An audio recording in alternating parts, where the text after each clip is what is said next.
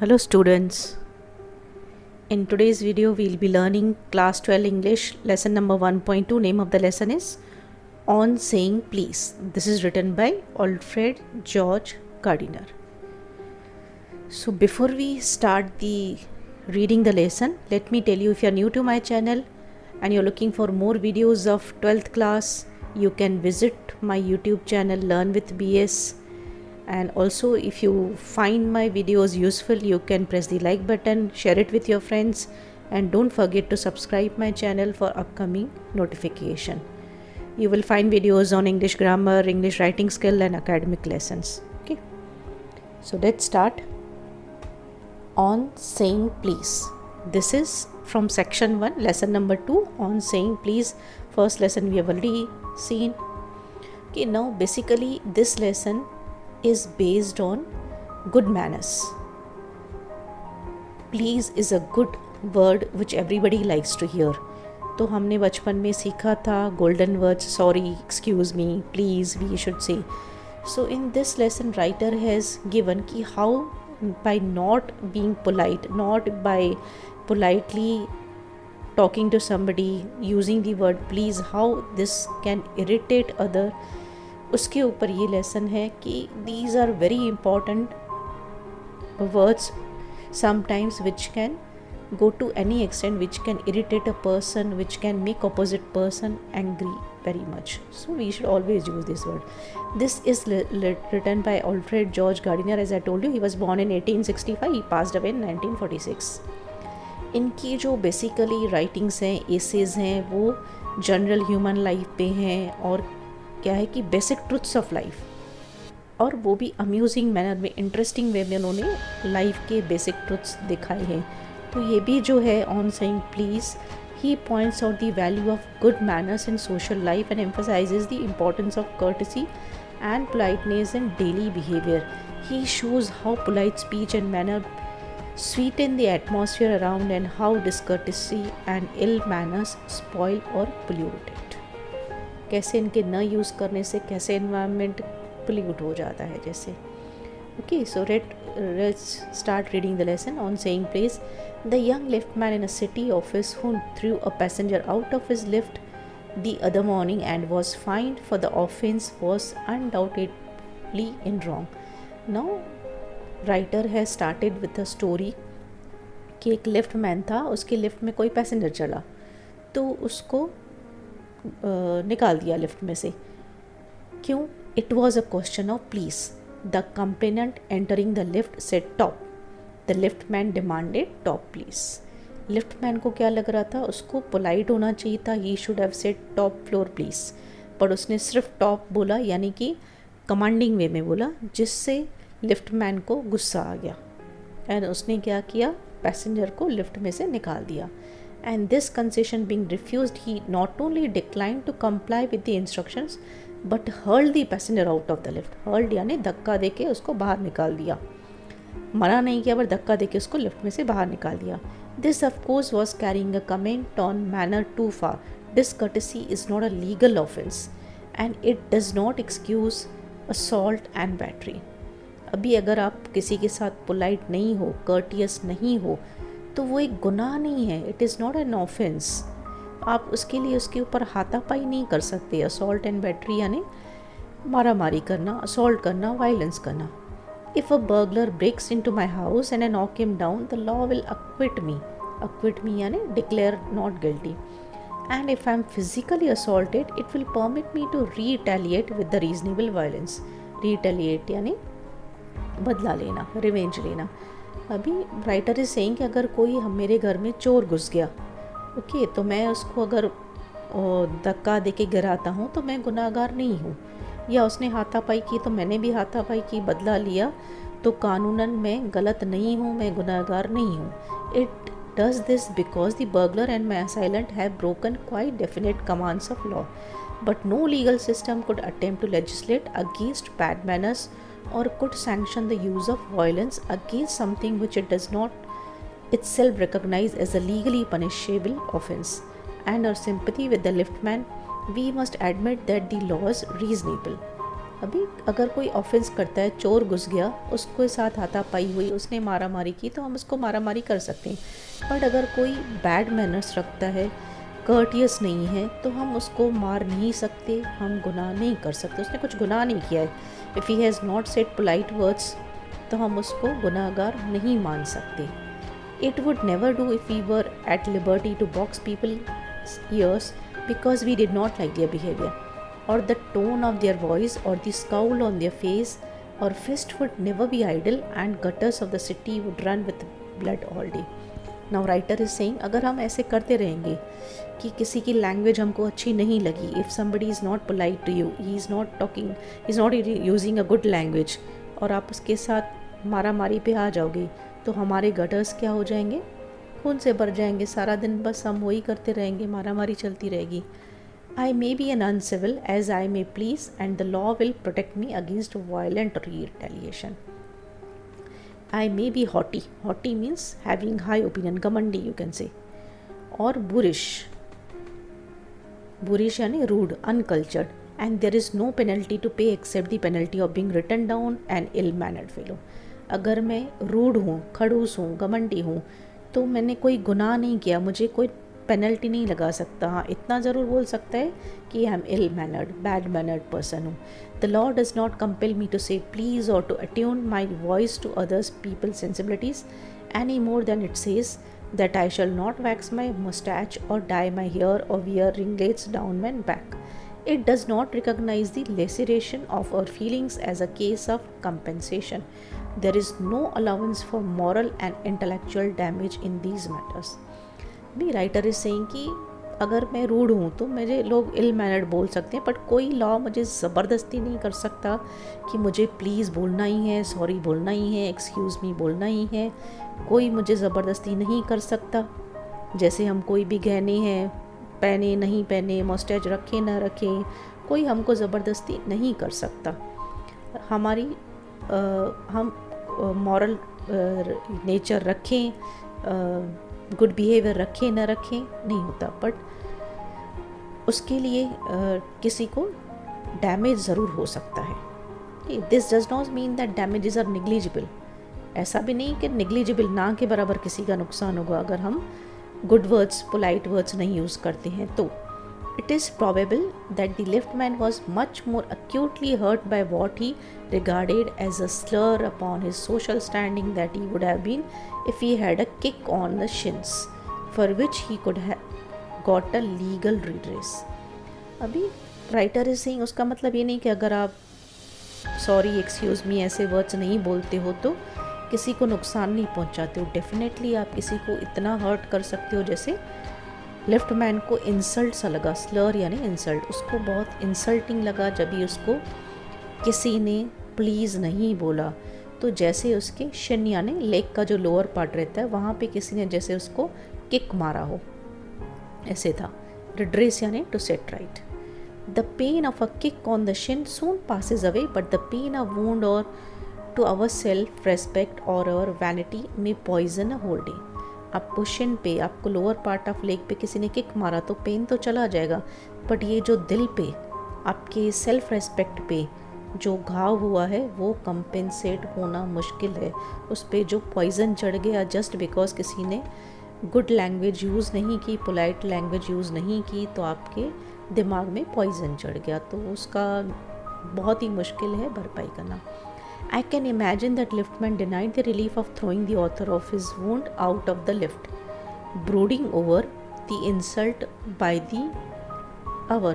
Brooding over यानी thinking anxiously or solidly about something. वो पूरा ही उसके बारे में सोच रहा था कि आदमी ने मेरी इंसल्ट की है, एंड अभी उसको वो गुस्सा, इंसल्ट कैसे 1 घंटे तक तो उसने टॉलरेट किया। बाद में क्या किया, and visiting his wife in the evening as the only way of restoring his equilibrium. अभी उसको वो गुस्सा निकालने के लिए शायद अपने घर में जब भी शाम को गया होगा, अपने वाइफ पे निकाला होगा गुस्सा, तभी इसको बैलेंस हो गया होगा। For there are few things more catching than bad temper and bad manners. When Sir Anthony Absolute bullied Captain Absolute, the latter went out and bullied his man Fag, whereupon Fag went out downstairs and kicked the page boy. Now writer is saying, अब telling about the story, ये जो है this is an amusing incident, ये describe in act 3 section 1 of Rivals 1775 में क्या था कि sir Anthony absolute ने अपने बेटे कैप्टन एब्सोल्यूट को गुस्सा किया, बुलीड यानी थ्रेटन, गुस्से में कुछ बोला, तो जो उसका बेटा था वो गया और उसने जाके अपने सर्वेंट फैग उस पर अपना गुस्सा निकाला। अभी फैग जो था वो नीचे गया और न्यूज़पेपर वेंडर को जाके उसने किक मारा, यानी अपना अपना हर किसी ने गुस्सा में, एक ने दूसरे पे, दूसरे ने तीसरे पे, जो अपने से कम पावरफुल आदमी होता है उस पर जाके गुस्सा निकाला। Probably the man who said top to the liftman was really only getting back on his employer who had not said good morning to him because he himself had been henpecked at breakfast by his wife, to whom the cook had been insolent because the housemaid had answered her back. अभी writer is saying, तो ये जो आदमी था जिसने सिर्फ top बोला, top floor नहीं, टॉप प्लीज़ नहीं बोला, तो हो सकता है कि वो आदमी भी गुस्से में आया था। क्यों? क्योंकि उसके बॉस ने उसको गुड मॉर्निंग नहीं बोला, और उसके बॉस को किसने गुस्सा दिलाया? शायद वो घर में से जब भी ब्रेकफास्ट पे उसकी वाइफ ने उसको कुछ बोला होगा। उसकी वाइफ क्यों गुस्सा हो गई थी? क्योंकि उसकी जो सर्वेंट है उसने शायद उसको बैक आंसर किया होगा। तो writer is telling the probability कि ऐसे जो है इन्फेक्ट होता जाता है अपना गुस्सा, अपना इल मैनर, तो एक से दूसरे में आ सकता है। This could be the reason we infect the world with our ill humours. Bad manners probably do more to poison the stream of the general life than all the crimes in the calendar. For one wife who gets a black eye from an otherwise good-natured husband, there are 100 who live a life of martyrdom under the shadow of a morose temper. Morose यानी unhappy. But all the same, the law cannot become the guardian of our private manners. अभी ये जो manners हैं, हमने इन ill manners से हम दूसरे को इन्फेक्ट करते हैं, पॉइजन स्प्रेड करते हैं एक से दूसरे में। बट लॉ जो है उनको हम प्राइवेट मैनर्स के लिए ये कुछ भी नहीं कर सकता। नो डेकेलॉग, डेकेलॉग क्या होता है? दी 10 कमांडमेंट्स का जो ये है कि कर राइट अप है, बुक है, you can say, could cover the vast area of offences and no court could administer a law which governed our social civilities or speech, the tilt of our eyebrows and all our moods and manners. कोई भी book में, कोई भी law में ऐसा नहीं लिखा है कि अगर आप इल मैनर्स रखते हो तो आपको कोई ऑफेंस माना जाएगा, गुनाहगार माना जाएगा, आपको पनिशमेंट दी जाएगी आपके मूड या मैनर्स की वजह से। कहीं पे भी ऐसे नहीं लिखा है। But though we are bound to endorse the verdict against the lift man, most people will have a certain sympathy with him. अभी वर्डिक्ट क्या होता है? जजमेंट। अभी हमको तो जजमेंट देना ही है, तो हम लोग शायद बोलेंगे कि हाँ लिफ्ट मैन जो है उसके लिए हम सिंपैथी दिखाएंगे। While it is true that there is no law that compels us to say please, there is a social practice much older and much more sacred than any law which enjoins us to be civil, and the first requirement of civility is that we should acknowledge a service, please and thank you, or small change with which we pray our ways as social beings. अभी writer is saying, पर जो है कोई भी हमको ज़बरदस्ती नहीं कर सकता कम प्लीज़ बोलने के लिए, हमको कोई ज़बरदस्ती नहीं कर सकता, वो अपनी मर्ज़ी से हम कर सकते हैं। कोई अच्छा से प्लीज़ थैंक यू बोलता है तो हम एक्नॉलेज करते हैं, बट वो ज़बरदस्ती हमको कोई भी नहीं बोल सकता कि ये वर्ड्स बोलने ही हैं। They are little courtesies by which we keep machine of life oiled and running sweetly. ये वर्ड्स बोलने से हम अपनी बिहेवियर को, एटीट्यूड को, अपने इमेज को अच्छा रखते हैं। They put our intercourse upon the basis of a friendly cooperation and easy give and take instead of on the basis of superiors dictating to inferiors. It is a very vulgar mind that would wish to command where he can have the service of asking and have it with willingness and good feeling instead of resentment. Resentment यानी नाराज़गी, गुस्सा। Intercourse यानी communication. ज़रूर ये words use करने से हमारी communication अच्छी हो जाती है, हम अच्छा इमेज बना लेते हैं, अच्छा अपना एटीट्यूड रखने से किसी का मन जीत लेते हैं, किसी का गुस्सा, किसी की नाराज़गी को हासिल ये कन्वर्ट कर सकते हैं। किसी की नाराज़गी ना लेके उसको गुड फीलिंग दे सकते हैं. I should like to feature in this connection my friend the polite conductor. Now writer has started telling one story about a conductor. By this discriminating title, I do not intend to suggest a rebuke to conductors generally. Rebuke यानी डांट फटकार देना. मैं conductors को डांट फटकार नहीं दे रहा हूँ ये एग्जाम्पल से. On the contrary, I am dispose to think that there are few classes of men who come through the ordeal of a very trying calling better than bus conductors do. Here and there you will meet an unpleasant specimen who regard the passengers as his natural enemies, as creatures whose chief purpose on the bus is to cheat him, and who can only be kept reasonably honest by a loud voice and an aggressive manner. But this type is rarer than it used to be. Now writer is telling generally जो क्या होता है, conductors जो होते हैं डांटते फटकारते रहते हैं लोगों को जो पैसेंजर्स चढ़ते हैं. क्यों? क्योंकि बहुत सारे पैसेंजर्स उनको तंग करते हैं. पैसा नहीं लेके चढ़े होंगे, टिकट नहीं खरीदी होगी, या अपने तरीके से चीट करने की कोशिश करते हैं, तो उसके लिए वो गुस्सा हो जाता है. कंडक्टर्स गुस्सा हो जाते हैं, तो कहीं उनका गुस्सा भी जायज़ है. I fancy the public owes much to the underground railway company, which also runs the buses, for insisting on a certain standard of civility in its servant and taking care that standard is observed. In doing this, it is not only makes things pleasant for the travelling public, but performs an important social service. अभी public का भी फ़र्ज़ बनता है कि जो buses में, trains में, लोकल ट्रांसपोर्ट में चढ़ रहे हैं तो अच्छा बिहेवियर, सिविलिटी मेंटेन करें, गुड बिहेवियर मेंटेन करें. तो जैसे हम सोशल वर्कर्स को यानी बस कंडक्टर्स को तकलीफ़ न दें, अपना प्लेजेंट एटमॉस्फेयर बनाए रखें वहाँ पे. It is not therefore with any feeling of unfriendliness to conductors as a class that I pay a tribute to a particular member of that class. I first became conscious of his existence one day when I jumped onto a bus and found that I had left home without any money in my pocket. Everyone has had the experience and knows the feeling, the mixed feeling which the discovery arouses. You are annoyed because you look like a fool at the best and like a knave at the worst. Knave यानी dishonest person.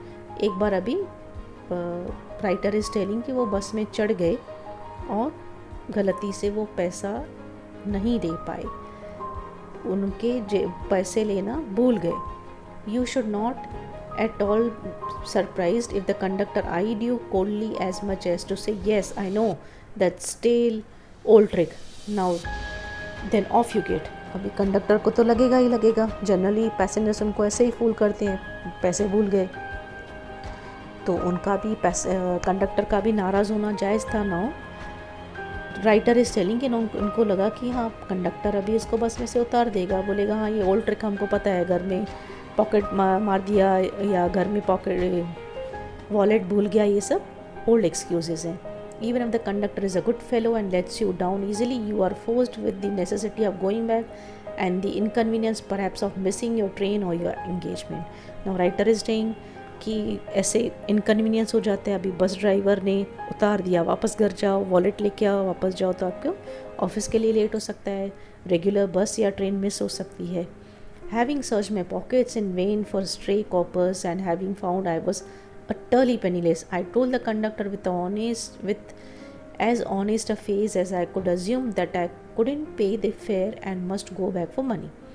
अभी writer ने अपने जेब में टटोला कि शायद Cowper's यानी coins ही मिल जाए तो मेरा भाड़ा निकल जाए, बट उनके पास कुछ भी नहीं था और उन्होंने बोला अभी मुझे वापस जाना पड़ेगा. Oh you need not get off, that's all right said he. All right said I, but I haven't a copper on me. Oh I will book you through, he replied. Where would you want to go. अभी conductor ने उसका बोला कि नहीं उतरने की ज़रूरत नहीं, आप बताओ सिर्फ कहाँ पे जाने का है, वापस जाने की ज़रूरत नहीं. And he handed his bundle of tickets with the air of a man who was prepared to give me a ticket for anywhere from the bank to Hong Kong. अभी स्टार्टिंग से एंड पॉइंट कि from bank to Hong Kong यानी writer is telling start से end तक कहीं भी ticket चाहिए वो देने के लिए मुझे तैयार हो गया. I said it was very kind of him and told him where I wanted to go and as he gave me the ticket I said but where shall I send the fare. Oh, you will see me someday, all right, he said cheerfully. He turned to go, and then luckily my fingers, still wandering in the corner of my pockets, lighted on a shilling, and the account was squared. Squared यानी settled. But that fact did not lessen the glow of pleasure which so good natured as action had given me. अभी इसने बोला ticket तो तुमने दे दी, but मैं आपको पैसे कैसे पे करूँगा? तो कंडक्टर ने क्या बोला हंसते हुए कि कहीं ना कहीं कभी ना कभी मुझे वापस तो मिल जाओगे, तो तभी आप मुझे ये दे सकते हो, पैसा दे सकते हो।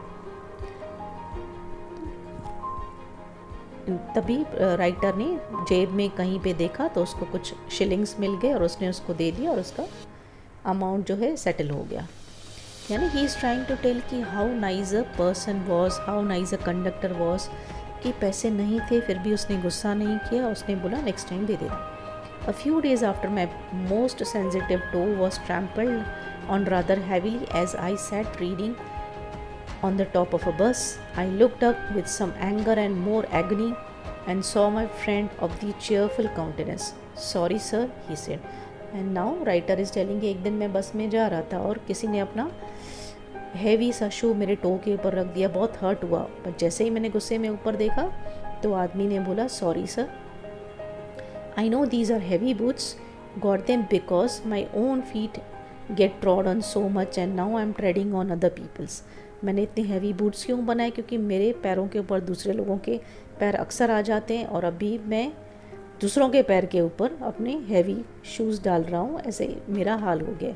Hope I didn't hurt you sir. He had hurt me but he was so nice about it that I assured him he hadn't. अभी लगा तो था राइटर को ज़ोर से, but the way he said sorry, मैं हैवी बूट्स बनाया है करके ऐसे सब बताया तो राइटर का जो था गुस्सा बिल्कुल भी शांत हो गया। After this I began to observe him whenever I boarded his bus and found a curious pleasure in the constant good nature of his bearing. He seemed to have an inexhaustible fund of patience and a gift for making his passengers comfortable. अभी writer regularly वो conductor को observe कर रहा था, कितना अच्छा आदमी है और बिल्कुल भी न थकने वाला, हमेशा स्माइलिंग फेस रखने वाला, हद से ज़्यादा पेशेंस वाला, पैसेंजर्स को कंफर्टेबल फील करवाता था। I notice that if it was raining he would run up the stairs to give someone the tip that there was room inside. With old people he was as considerate as a son and with children as solicitous as a father. Solicitous यानी caring. जब भी बारिश होती थी तो सबको बोलता था अंदर आ जाओ, जगह है।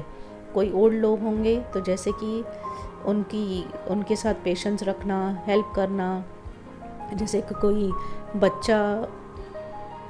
बच्चे को कोई फादर केयर करता है, ऐसे अपने पैसेंजर्स के साथ बिहेव करता था। He had evidently a peculiarity warm place in his heart for young people and always indulged in some merry jest with them. If he had a blind man on board it was not enough to set him down safely on the pavement. अभी अगर बस पे कोई blind आदमी होता तो सही सलामत उसको फुटपाथ तक छोड़ देता, तब तक वो रेस्ट में नहीं बैठता था। यानी he tried all his best to help old people, small children, और व्हेन इट वाज रेनिंग और हैंडीकैप, ब्लाइंड पीपल, सबको हेल्प करता था। He would call to bill in front to wait while he took him across the road or round the corner or otherwise safely on his way. In short, I found that he irradiated such an atmosphere of good temper and kindness that a journey with him was a lesson in natural courtesy and good manners. यानी writer saying in short कि इतना अच्छा nature था कि उसके साथ travel करने में मज़ा आता था, कि कैसे वो लोगों को हेल्प करता है, हर के साथ अच्छा बिहेव करने की वजह से पॉजिटिव एटमॉस्फेयर क्रिएट हो जाता था उसके अराउंड में। तो रियली मज़ा आता था अगर बस में वही कंडक्टर मिल जाए तो। What struck me particularly was the ease with which he got through his work. If bad manners are infectious, so also are good manners. If we encounter incivility, most of us are apt to become uncivil, but it is an unusually uncouth person who can be disagreeable with sunny people. Uncouth यानी impolite. जैसे writer is selling, जैसे कि bad manners infectious हैं तो वैसे ही good manners भी infectious, यानी अगर आपको कोई गाली देता है, इल मैनर्स में बात करते हैं तो आप जाके इल मैनर्स किसी और पे निकालते हो, वो गालियाँ किसी और पे निकालते हो, गुस्सा किसी और पे निकालते हो। वैसे ही गुड मैनर्स भी इन्फेक्शस है। अगर आपके साथ कोई अच्छा चलता है तो आप भी जाके रिटर्न में दूसरे के साथ अच्छा चलते हो। सो ये भी जो कंडक्टर था, because he was good manners, तो वो पॉजिटिव एटमॉस्फेयर क्रिएट कर देता था, तो दूसरे के लोग भी पॉजिटिव हो जाते थे, हेल्पफुल हो जाते थे, काइंड हो जाते थे, गुड मैनर्ड हो जाते थे इसको देख के। It is with manners as with the weather, nothing clears off my spirits like a fine day, सेड्स Keats, and a cheerful person descends on even the gloomiest of us with something of the benediction of a fine day. Benediction यानी blessing. And so it was always fine weather on the polite conductor's bus, and his own civility, his conciliatory address, conciliatory यानी trying to win friendly feeling, and a good humored bearing infected his passengers, enlightening their spirits. He lighted his own task. His gaiety was not a wasteful luxury but a sound investment. इस ये जो था खुद तो blessed था, पर जो passengers पे ऊपर भी ब्लेसिंग्स डाल देता था विथ हिज गुड मैनर्स। लोग भी, पैसेंजर्स भी बहुत अच्छे मूड में काम पे जाते थे और गुड मैनर्स के साथ, गुड ह्यूमर के साथ, इसके कंडक्टर के साथ, तो उनके आसपास में भी अच्छा पॉजिटिव एटमॉस्फेयर क्रिएट कर देता था। I have missed him from my bus route of late, but I hope that only means that he has carried his sunshine on to the other road. अभी राइटर को वो conductor नहीं मिल रहे हैं, but he is sure कि जो दूसरा root उसको ड्यूटी मिली है तो दूसरे पैसेंजर्स को भी वो ऐसे ही खुश मिजाज रख देगा। It cannot be too widely diffused in a rather drab world, and I make no apologies for writing a panegyric on an unknown bus conductor. पेनर्जिक यानी अ स्पीच और a piece of writing to praise someone. मैं सिर्फ इसकी प्रशंसा नहीं कर रहा हूँ, तारीफ नहीं करता हूँ ये कंडक्टर की। If Wordsworth could gather lessons of wisdom from the poor leech gatherer on the lonely moor, I see no reason why lesser people should not take lesson in conduct from one who shows how a very modest calling may be dignified by a good temper and kindly feeling. अभी writer is giving example of poor leech gatherer. ये जो Wordsworth थे उन्होंने Leach gatherer से भी lesson सीखा था। तो ऐसे नहीं है कि हम सिर्फ अच्छे लोगों से, बड़े लोगों से ही कुछ अच्छी बातें सीख सकते हैं, कुछ छोटे लोगों से भी, गरीब लोगों से भी हम लोग अच्छे से अच्छे मॉडेस्ट लोग भी जो हैं उसमें से कुछ अच्छी बातें, अच्छा स्वभाव, काइंड वर्ड्स ले सकते हैं। The poor leech gatherer the subject of Wordsworth's poem है रेजोल्यूशन एंड इंडिपेंडेंस। तो उन्होंने उसमें लिखा है वर्ड्सवर्थ ने कि मैं एक लीच गैदरर से भी कुछ अच्छी बातें सीखा। It is a matter of general agreement that the war has had a chilling effect upon these little everyday civilities of behavior that sweetens the general air. We must get those civilities back if we are to make life kindly and tolerable for each other. We cannot get them back by invoking the law. The policeman is a necessary symbol and the law is a necessary institution for a society that is still somewhat lower than the angels. Lower than the angels यानी it means less perfect. But the law can only protect us against the material attack. Nor will the liftman's way of meeting moral affront by physical violence help us to restore the civilities. Now writer is telling कि अच्छी behaviour, अच्छा sound तो रखना ज़रूरी है कि उसमें से हम कुछ ये कम नहीं हो जाते हैं परफेक्शन में। तो ये जो लिफ्टमैन था वो जिसने जैसे हमला किया पैसेंजर के ऊपर, वो एक तरीका नहीं है हमेशा अटैक करने का। फिज़िकल वायलेंस की ज़रूरत नहीं होती है। I suggest to him that he would have had a more subtle and effective revenge if he had treated this gentleman who would not say please. अभी राइटर इज सेइंग कि उसको physical assault नहीं करना था, हाथापाई नहीं करनी थी, धक्का नहीं मारना चाहिए था, बट अपनी लैंग्वेज से उससे बदला ज़रूर ले सकता था। उसको बदला लेना था, उसको ले सकता था, बट जेंटल वे में ले सकता था। वो कैसे? With elaborate politeness he would have had the victory not only over the boor यानी रूड बिहेवियर, उसके ऊपर विक्ट्री यानी जीत पा सकता था, बट ओवर हिमसेल्फ अपने ऊपर भी जीत पा सकता था। And that is the victory that counts. और यही जो है हम जीतते हैं, दूसरे का तो गुस्सा कम करते हैं, अपना भी गुस्सा कम कर देने का अपनी पोलाइट बिहेवियर से। The polite man may lose the material advantage, but he always has the spiritual victory. I commend to the liftman a story of Chesterfield. Now, क्योंकि राइटर को लगता है कि उसका तरीका गलत था। किसका? लिफ्टमैन का तरीका गलत था पैसेंजर के साथ ट्रीटमेंट का। तो वो उसको एक स्टोरी बताना चाहते हैं, एग्जाम्पल देना चाहते हैं कि how his polite behaviour could have changed both of them. Chesterfield की स्टोरी है, English statesman, author and pattern of letters. In his time, London streets were without the pavement of today, and the man who took the wall had the driest footing. I never give the wall to scoundrel, said a man who met Chesterfield one day in the street. I always do, said Chesterfield. अभी writer is telling example Chesterfield का कि तभी London की जो गलियाँ थी वहाँ पे footpath नहीं थी, पेवमेंट नहीं थी, तो जो साइड में वॉल बनाई हुई रहती थी वहाँ पे अगर समझो कोई एक गुंडा बैठा था, स्कॉन्ड्रल, तो वो चेस्टरफील्ड को बोलता है कि मैं गुंडों को जगह नहीं देता, कि वो था खुद गुंडा और चेस्टरफील्ड को बोलता है कि मैं गुंडों को जगह नहीं देता। तो चेस्टरफील्ड गुस्से में उसको कुछ भी बोल सकते थे, पर उन्होंने क्या बोला, तुम नहीं देते पर मैं देता हूँ, तुम गुंडों को जगह नहीं देते बैठने की पर मैं देता हूँ, ऐसे बोल के चले जाते हैं। तो इससे क्या पता चलता है, stepping with a bow into the road, I hope the liftman will agree that this revenge was much more sweet than if he had flung the fellow into the mud.